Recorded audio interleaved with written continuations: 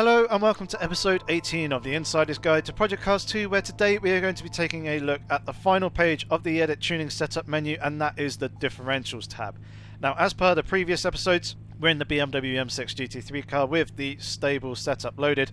We're going to go on to the Differential tab and we're going to talk through the various different options that are available here on this screen. And this tab is divided into primarily three sections. You've got a front section up above, you've got a center section, and then you've got a rear section. Now, depending on where the differential or differentials are located on the car that you are driving will determine the various different options that you'll have available to you. Where this car, the BMW M6 GT3 car, is a rear-wheel drive car, the differential is located at the back, therefore I can only adjust the rear differential options. If I was in a front-wheel drive car, such as one of the touring cars, the differential will be located at the front of the car, and I'll be able to adjust the front differential options, whereas the others will be greyed out.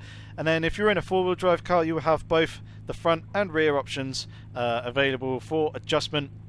And there may also be some cars that have a center differential, and in there you'll be able to adjust the options for those. Now, there's one option in the central differential section which is different to both the front and rear, and that is the rear power balance option here. I can't quite highlight it because it's not an option that I can change, but essentially what that allows you to do is determine where you want the power from the engine to be sent, whether you want it to be sent to the front wheels or the rear wheels, or basically the division of how much power is going to the front and how much power is going to the rear. Now, when you increase the values, you'll be sending more power towards the rear wheels and less power to the front, whereas if you were to decrease the value and go below 50 or the 50%, you'll have the majority of the power going to the front wheels and then less power going to the rear wheels. Now, there's some benefits to basically going in certain directions. When it comes to the kind of the tighter, more twistier circuits, it'll probably be beneficial to send the power more rearwards, as obviously the front wheels are doing quite a lot of the steering anyway, so they're under quite a bit of load. If you go and try and put power through those, you'll get quite heavy and severe power understeer, and your cornering will be a lot less effective. Whereas if you were to send that power to the rear, obviously, or more power to the rear, it will help to rotate the car through the corner and help power out through the exit. Whereas kind of more open sweeping tracks, you can send more of the power to the front and have a bit more of a 50-50 sort of balance when it comes towards which wheels you're sending the power to, and basically with that you'll get better traction, and four-wheel drive system will work a lot nicely. So you kind of have to play around a little bit with it. There's not many cars that actually allow you to adjust the power balance within the game, but if it is there, take a read of the help text, but that's basically what it does. Now, within each of the three sections, the front, the central and rear sections, you've got basically these options that you can see available for us to adjust here. Now, highlighted on the screen to you now is basically the different differential types that you can select and that you can use. There are 5 of them. There's the spool, the geared limited slip differential, the clutch limited slip differential, the viscous limited slip differential, and then you've also got a ratcheting option down the bottom there. Struggling to pronounce it a little bit.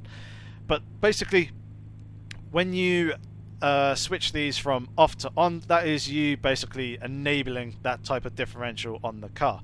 Now, people get a little bit confused by the differential tabs to begin with, but basically any options that you see with the off setting set to that option, the options underneath it, such in this case here the geared LSD, is set to off by default.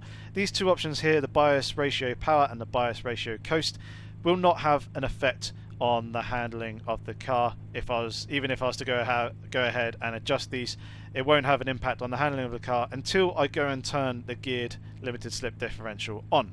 Now, at the moment, as you can see by default, as I go and put these back to their default values, the clutch LSD is the one that is enabled on the BMW M6 GT3 car.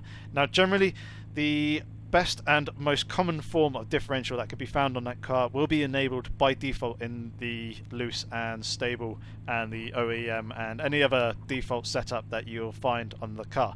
So generally you shouldn't really deviate it from it unless you're kind of wanting to play around with the different differential types, try and get an understanding from them, and also just try out something a little bit different, have a little bit of fun, play around with the other differential types. With that, what you'll need to do is, obviously, if I wanted to go ahead and use the geared LSD, I'll turn off the clutch LSD and then select the geared LSD to on, and then I can adjust these options here, and the previous values that were enabled with the clutch LSD will no longer have an effect and will not be in use. So that is effectively how the different differentials work when it comes to enabling and basically disabling them and choosing what type of differential that you actually want to use. So when I've got the clutch LSD on here, I don't need to worry about any of the options underneath the geared LSD. I'm not going to have the spool differential, and then the option with the viscous lock underneath the viscous LSD won't have any effect on the handle of the car either. It'll just be the preload, the clutches, the power ramp and the coast ramp. Those are the only options that will have an effect on the handle of the car with the clutch LSD enabled. We'll start off with the most simplest and basic form of differential, and that is the spool differential. And what this will do is lock the driving wheels to rotate at exactly the same speed. Now this is good for basically pure straight line acceleration. It will give you good traction when accelerating in a dead straight line. However, when it comes to cornering, your cornering ability will be severely hampered.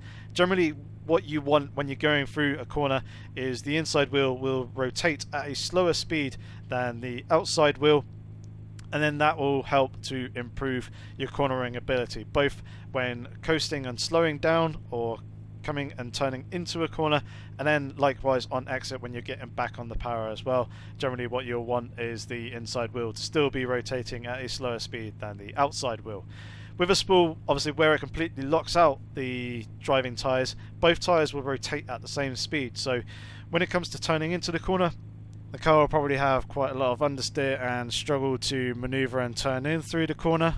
And then when it actually comes to applying the power coming out the exit of the corner, the tyres will struggle to translate that torque to the tarmac, and you'll get quite a lot of power oversteer. Obviously, if the differential is on the front that you're adjusting and you put the spool differential on there, you'll find that basically your cornering ability turning in will be severely hampered. You'll get a lot of understeer, and then when you come onto the power as well, you also get quite a lot of understeer. Basically, keeping this option to off is probably your best bet, unless you're wanting to have some fun and play around. And when you actually turn the spool differential on, it will actually disable all the other differential types as well, and they will not work. So the spool differential is basically the simplest, most basic form of differential that you can come across, and generally it is one to stay away from. It's not good for performance driving. The second type of differential that you get is a geared limited slip differential, and what this will do is, as it says in the help text, it's a torque sensitive mechanical differential which limits wheel speed difference by biasing engine torque to the slower spinning axle. What this means is basically, if when you're going through the corner and the differential is starting to detect that one tyre is starting to lose traction and beginning to slip, the geared LSD will go and send a larger portion of torque to the other tyre that isn't slipping, and basically try and help aid the translation of power or slowing ability, depending on whether it's under coasting conditions or whether you're accelerating on the exit of the corner. So that's what the geared LSD does. Is basically it's almost like a straight translation of sending the power from one wheel when it is struggling to maintain grip to the other wheel that is still maintaining grip. Obviously, if both are struggling, then it will try and do its best, but it's not the best form of limited slip differentials, and basically it will bias the torque only when needed, and generally it does have quite a bit of a less effect on the handling of the car when compared to a clutch limited slip differential, or as it says at the bottom of the help text there, when enabling the ratcheting locker. Now, when you turn on the geared LSD, so if I was to turn that on and turn the clutch LSD off, the options that you'll be adjusting are the bias ratio power and the bias ratio coast. Now, what you'll be finding is, as you obviously increase these values here, what you are doing is adjusting the ratio of torque that will be sent to the non-slipping wheel. So for every 1 unit of torque, I'll be sending 2 units of torque in the 2.0 value over to the non-slipping wheel when under power conditions. What power conditions generally mean is when you're accelerating, when you're on throttle and you're coming out the exit of the corner. So if I was to go and increase this further, obviously putting it to 3.0 for every 1 unit of torque going to the slipping wheel, I'll be the geared LSD will be sending 3 units of torque to the non-slipping wheel.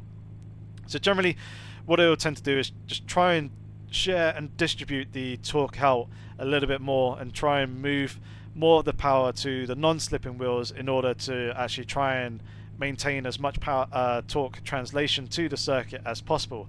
Obviously, if you start going too far, what you may end up actually find is, obviously, if I go and put 4 units of torque to the non-slipping wheel, that may actually be too much for that non-slipping wheel, and therefore actually overpower the wheel, and then it will actually start to spin up as well as the wheel that was spinning, and then you're in a little bit more trouble and the car will start to oversteer. So you want to do it in obviously moderation. You don't want to go too far so that you don't end up overpowering the wheel.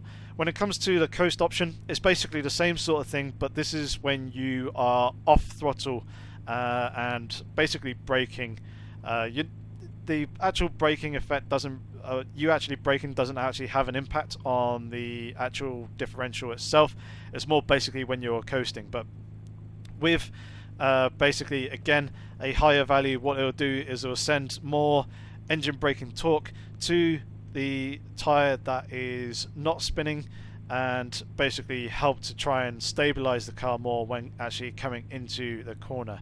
As it says in the help text, the higher values for the coast bias ratio will give you a larger locking effect when off throttle, increasing stability during turning and corner entry. However, too much locking in the coast phase can lead to turn-in understeer, and lower values obviously decrease the amount of coast locking and can allow for better turn-in, but can also potentially cause lift-off oversteer due to the lack of stabilizing force. So there's a little bit of balance going both ways. Same kind of thing with the power as well. Having a higher value will give you better, I'd like to say traction. It'll give you better translation of traction up to the point of, or shall I say, better translation of torque up to the point that the wheels start to break traction. With a lower value, it will allow the wheels to spin a little bit more. It'll give you much better cornering ability. However, your translation of torque from the engine to the tarmac and your acceleration coming out of the corner may be hampered because of that. So there's a little bit of leeway going back as to which direction you actually go, and generally this kind of logic applies to the same other areas of the clutch LSD as well, with the power ramp and the coast ramp as well. We'll come on to those in just a second. But yeah, basically you want to find a value with the power ratio that is high enough to prevent the power loss from wheel spin on corner exit, but not with excessive locking as to cause power on understeer or snap oversteer when both tyres suddenly lose grip. So that is essentially what a geared LSD does for you. Now, taking a look at the clutch LSD, the first option that you get to adjust is the preload. Now, what this does is it controls the amount of built-in lock that is applied to the differential clutch plates before any of the power ramp or coast ramp effects take place. And this basically affects the balance of the car when cornering in a neutral throttle situation, which means pretty much no throttle to just a little amount, probably about 10% or so, basically when you're just balancing the car. What it'll do is with the lower settings is it will help to improve the maneuverability of the car. It will give you a little bit more oversteer upon turning, which will allow you to turn in and hook into the apex a little bit better. And then when you come out onto on the exit of the corner, you'll get less oversteer from it as well. Whereas having more preload will give you more stability when coming into the corner and not produce as much understeer, but also produce a little bit more oversteer upon exit as well. Now, one final thing to note with the diff preload is it actually affects the smoothness of the transition going from off throttle to on throttle. I believe with a higher value you'll probably see a much bigger impact on the handling of the car when going from off throttle to on throttle, and therefore you'll get basically a less smooth transition between the two, whereas using a lower value will have a smoother transition when going, as there's less of a preload locking effect when the clutch LSD is engaged, going from that off throttle back to on throttle. So that's effectively what the preload is. Now the next option is clutches, and basically what you can do here is determine the number of clutches inside the clutch LSD, and what this does is affect the basically as a bit of a multiplier to the locking effect of the power and coast ramp.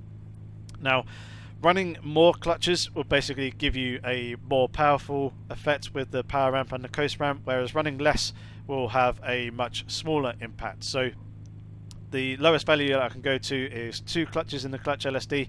Having 4 clutches will basically be double the locking power of 2 clutches. Likewise, if I was to go up to 8, that will be double the power of 4.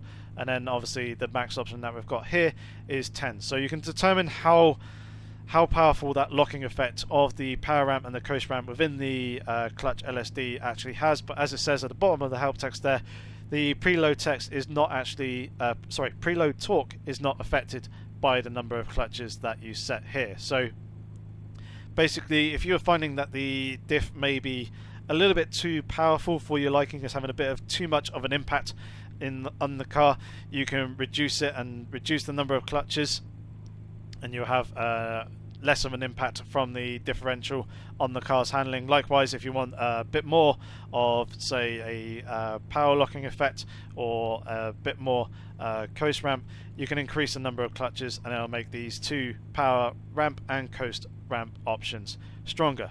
Now, actually coming to the power ramp and coast ramp options, basically these control how much the wheels will spin, or the driven wheels spin independently from each other. With the power ramp, basically what this is controlling is the differential when you are on throttle, and then the coast ramp is for when you are off throttle. Now, running with a lower power ramp angle and decreasing the values here will increase the locking effect of the differential, and therefore the tyres will rotate at a more similar speed. Now, with the power ramp, this helps to basically potentially improve acceleration coming out of the corner, as it will prevent the inside tyre from spinning up a bit more and help to send the power to the tyre with the most grip instead. However, putting it too low and increasing the locking effect too much can give you power understeer when you're basically balancing the throttle, and then as you get more onto the throttle, you'll probably come to a point where the driven tyres are actually struggling to meet the torque demand that is going through into those tyres, and with this, the where the tyres are spinning at a more a closer rotational speed, you'll get quite heavy power oversteer with a rear wheel drive car.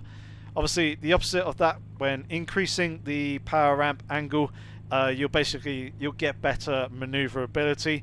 The inside and outside tyres of the driven wheels will rotate more freely and independently of each other, and obviously that will allow you to come out of corners a little bit tighter. You won't get quite as much understeer in light throttle conditions, but as you basically get more on throttle, what you may find is that your potential acceleration and translation of torque through the tyre to the tarmac may actually be hampered, as the inside wheel may actually start to spin up a little bit more, as there's less power being shifted around from that. So it could potentially hamper your acceleration coming out the exit of the corner, but give you better and more maneuverability upon exit of the turn. Now, when it comes to the coast ramp, again, lowering the value will basically increase the locking effect once more. This will give you more stabilization when coming into the corner. However, it will hinder basically the maneuverability of the car, so you'll get more understeer upon initial turning. Obviously, the opposite to that is with obviously increasing the coast ramp angle will improve that maneuverability. However, you'll get less stabilization, and probably what you'll find is like the car will actually start to oversteer a little bit more when it actually comes to turning. So that's what the power ramp and the coast ramp angles do. They allow you to control how much the tires will rotate more independently from each other. There's obviously various different directions that you can go depending on basically whether the car is struggling upon power or upon turning with the power and coast ramp angles, and basically the conditions as well. You'll want to adjust those to kind of suit the conditions a little bit more, and whether you want something that is basically a little bit more nimble upon corner exit, or whether you're wanting to try and translate a bit more power to the tarmac and try and help improve your acceleration coming out of corners. And then likewise with the coast ramp, whether you want more stability coming into a corner or whether you want a little bit more maneuverability. Now, the next option below this is the viscous LSD. Basically, this is again another differential type that you can enable and differential and also disable as well. Basically, viscous differentials will come with the benefit of that they are smooth, as the locking effect is purely proportional to the amount of axle speed difference, and is not based on the torque output of the engine, which the clutch LSD and the geared LSD differential types are biased towards. However, if that viscous fluid does get quite hot, obviously the locking action will be greater, and there may come to a point where the basically it becomes so hot that the differential becomes locked, and it kind of almost essentially becomes a spooled LSD. The Toyota MR2 is pretty famous for having a viscous LSD. It was obviously a great handling car, but it got to a point where basically the viscous LSD would lock up, and then the car was kind of almost a little bit more of a death trap with the differential locking, and then you'll get a lot of either power oversteer, or likewise you'll get a big locking effect when it comes to car turning as well. So it's not really used so much. With the viscous lock here, you can basically change the amount of locking effect from the viscous LSD, and the units for this are basically the locking torque per 50 rotations per minute of the wheel speed difference, as it says there in the help text. I'm pretty much purely having to rely on the help text here, as I don't really know too much about the actual viscous lock, and I haven't really adjusted it too much. So with the viscous locking, higher viscous locking, increasing the value here will give more stability upon turning, as well as traction on power. So basically you're locking up the differential a lot more. However, obviously it can cause too much resistance in chassis yaw, which will create understeer and will basically act like a spool, as I was saying. So the differential will become more locked up, and the wheels will spin less independently of each other. Obviously, decreasing it will obviously change that as well. And as it says at the bottom there, it can also cause excess drag on the driveline by generating too much viscous friction when not all of it is needed to balance the car. That is still referring to basically the higher viscous locking value that you are putting in here. Obviously, lowering the value will obviously reduce the locking effect and help to basically swing in the other direction to what the help text is suggesting there. Now, the last option on the differential page is the ratcheting, and what this does is enabling this will lock out the differential when on power. However, the differential will remain open when on coast. So basically what it will mean is when you get on throttle, you effectively have a spool differential, completely lock out the driving tyres, so they spin at the same rotational speed, which could potentially increase your traction coming out of the corner out to the point that the, or should I say, increase your acceleration coming out of the corner up to the point that the tyres actually become overpowered by the amount of torque. And obviously with that it will actually decrease your maneuverability on power as well. However, you will still maintain the maneuverability and the advantages of basically having a more open diff when on coast. One of the other drawbacks from it, as it mentions in the help text, is basically you could get very notchy handling, as the transition from fully locked to fully open is rather abrupt and is basically controlled by your right foot. So the moment that you start to apply the accelerator, it will lock out the differential, and the attitude and the handling of the car will probably change quite significantly, and that could potentially upset the balance of the car. However, with that you could get some potential acceleration boosts coming out the exit of the corner. You may be able to basically increase your potential acceleration, obviously up to the point that the tyres can actually handle it. Obviously if you're still got quite a lot of steering lock on and you go and basically start to apply the power, obviously the driven tyres will completely lock out, and then depending on whether that's the front or the rear, obviously they'll rotate at the same speed, and then you'll lose the maneuverability, but it could basically help you to translate the torque being delivered from the engine onto the tarmac and potentially help with that acceleration. So that is basically an overview of all the options here in the differentials tab. With that is going to conclude it for this episode. Hopefully you have learned something from it and got a little bit more of a better understanding of differentials. There's quite a lot of powerful stuff that you can do with the differentials. Obviously a lot more so when it comes to four-wheel drive, such as some of the rallycross cars and things like that. So have a play around and try and get an understanding of those. Obviously make sure to read the help text, and that will help to give you a good understanding as well. If you do have any comments or questions, feel free to leave those down in the comment section below. I've also left a link to basically a little bit of a guide to differentials that were from a forum post that was left on the official forums as well. There's a lot of really good useful information in that thread as well, so that is worth taking a look at to get a bit more in-depth knowledge, as the first post by UC gives a fantastic, really in-depth explanation of what a clutch LSD does. So take a read of that as well. Obviously, if you've been enjoying the content that I've been producing here in these Insider Guys videos, please feel free to subscribe to the channel, give the video a like, share it, and spread the knowledge with friends and fellow racers. But other than that, thank you very much for watching, guys. Hopefully I shall see you soon in the next episode, but until then, in the meantime, take care.